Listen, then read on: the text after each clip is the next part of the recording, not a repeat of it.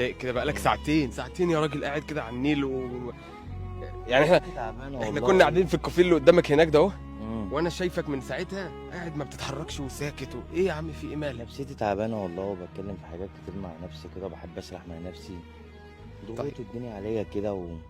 وبهدلت كتير في حياتي وطبعا الحمد لله ربنا قدرني اقف على رجلي تاني، وتعبت في حياتي شويه واتحبست. يعني ربنا يعلم انا اتحبست ازاي، انا اتحبست حبسه مش بتاعتي، وربنا كرمني وخرجت بالسلامه، وحبيت اشوف مصلحتي واشوف حياتي فمضغوط يعني، برضو بفكر كتير برضو اللي انا واقع في مشكله.